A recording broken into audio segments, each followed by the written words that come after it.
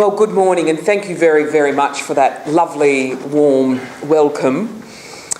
Can I begin my comments by acknowledging the traditional owners of the land and to pay my respects to elders past and present, and to acknowledge any elders that may be with us here today.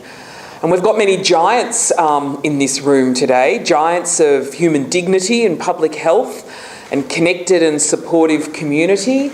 And I want to acknowledge you all. I've got to give a shout out just to a couple of people as well, but I do want to acknowledge the many people that we have lost over the years, the many people that are living with HIV, and all of you that are fighting HIV. I want to acknowledge Richard, President of Living Positive Victoria, Brent, the Executive Officer of Living Positive Victoria, Mr Paul Rathbone, the Executive Officer of Government Relations of the Burnet Institute, the wonderful giant of biomedical research, Associate Professor Edwina Wright, who I know is here with us today. She is not wearing her signature red lipstick. I put mine on this morning in hope and anticipation. It's a lovely burnished orange, but it's perhaps not red enough. Can I also acknowledge two fantastic people that I've had the chance to meet this morning that I'm sure are going to knock your socks off later on. But Heather and Gareth from the Positive Speakers Bureau.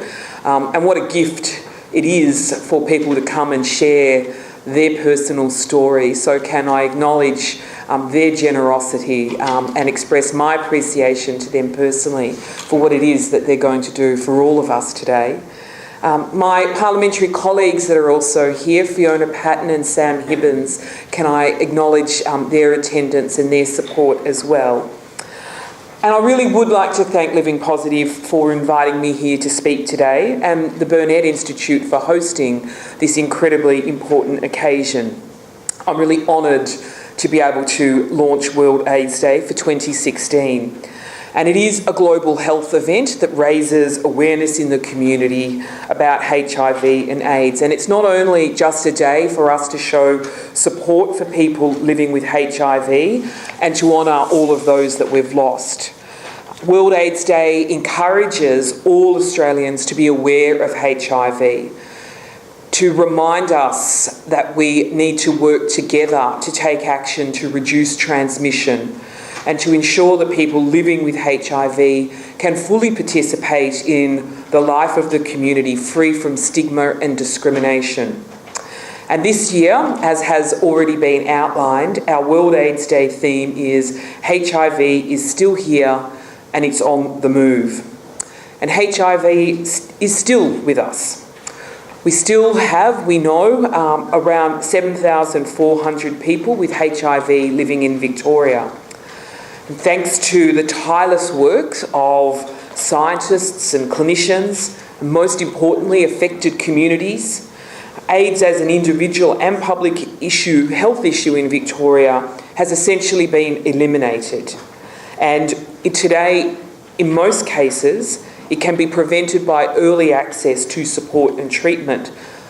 But what remains as one of our great and grand challenges is HIV.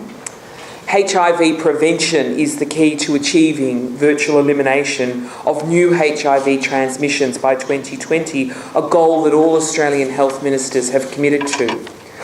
And elements of our response have included pre- and post-exposure prophylaxis, treatment as prevention, the promotion of risk reduction practices, and the elimination of stigma and discrimination.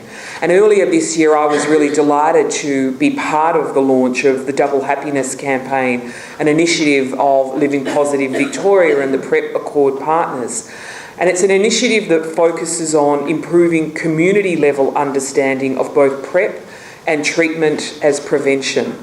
And those two pillars are essential. It was a spectacular event, and I want to commend all of those involved for the work that they're doing. There was also some pretty spectacular cupcakes at that launch as well. But I know that many of you in this room already know that PrEP changes lives. It is a very effective HIV prevention tool, and one that offers great hope and optimism about a future where HIV is virtually eliminated. And for those reasons, the Victorian Government was very delighted to join with the Burnet Institute, the Victorian AIDS Council, Alfred Health, to co-fund and co-design a public health research study for PrEP-X. And there has been incredible uptake of this. And I think it shows just how keen Victorians were to take effective prevention measures to protect themselves and to maintain their health and the health of the community. And today I'm really delighted to confirm that we'll be expanding that PrEP-X study to include rural and regional Victorian access sites. I know that it is worthy of a little happy dance. But one of the issues and many of the stories told have been about how challenging it is, particularly for those that live in rural and regional Victoria, where already your access to health services is somewhat impeded by geography, let alone your ability to access all of the fabulous and fantastic organisations that might navigate where you can get good services. But we expect that Ballarat will be the first regional site, followed by Geelong and then Shepparton. Those sites will be followed by Mildura, Sale, Bendigo and Wodonga to be open in early 2017.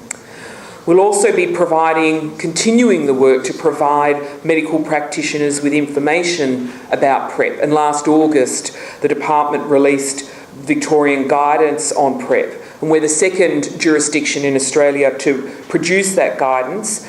And it is important that we continue to train, teach and encourage the medical community about how they can better support the safe and effective use of PrEP.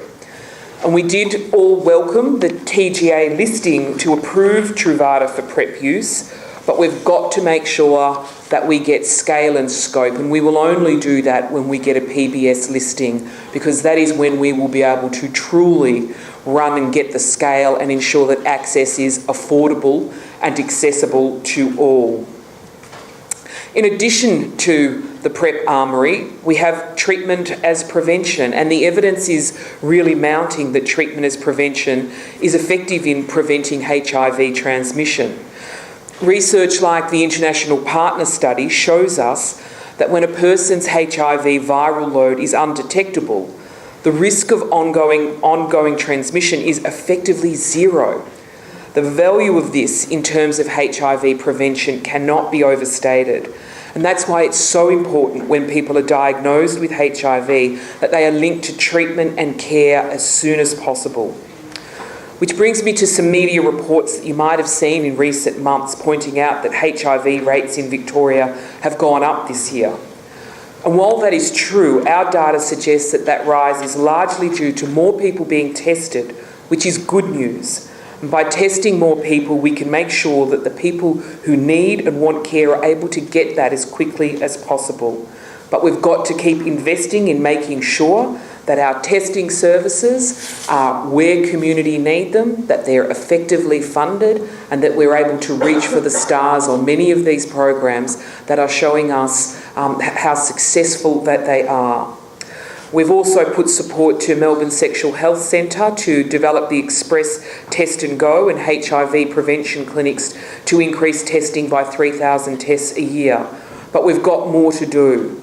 I am also very pleased to confirm that the department has completely refreshed their bloodborne training program for general practitioners on the diagnosis, treatment and management of HIV, Hep B and Hep C.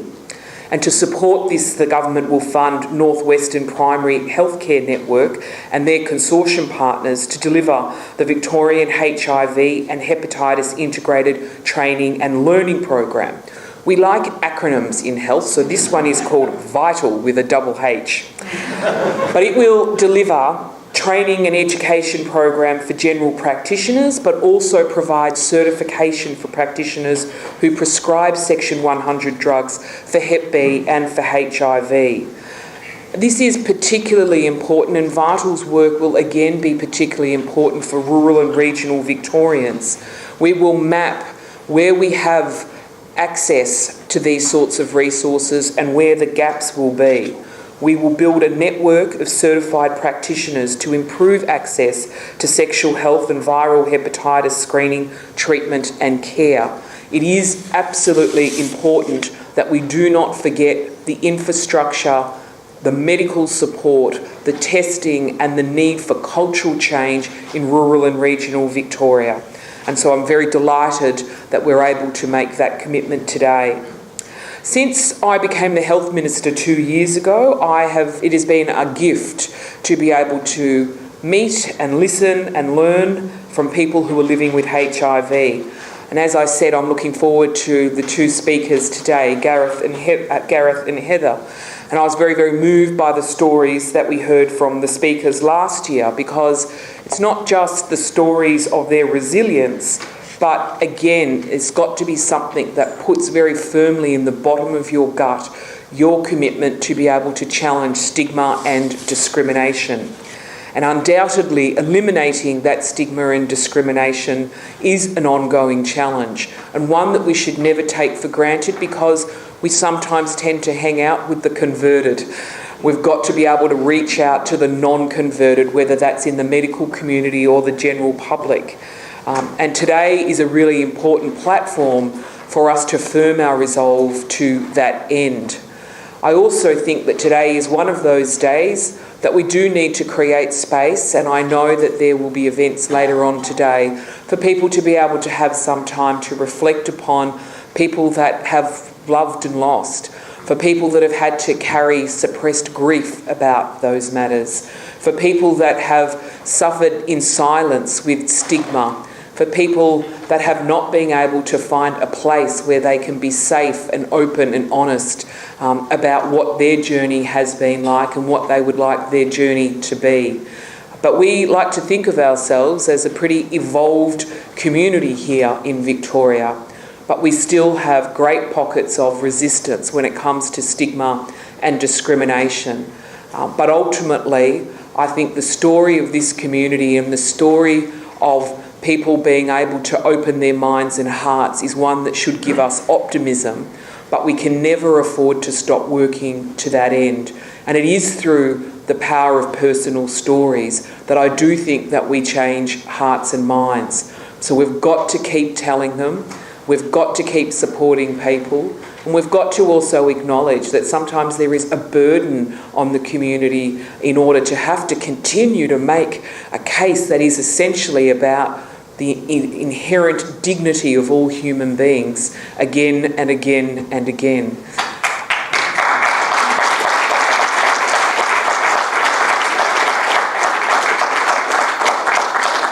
So I hope that today gives you the chance to feel all of those things, but to get some petrol in the tank, because we've got another year of wonderful and hard and important work to do.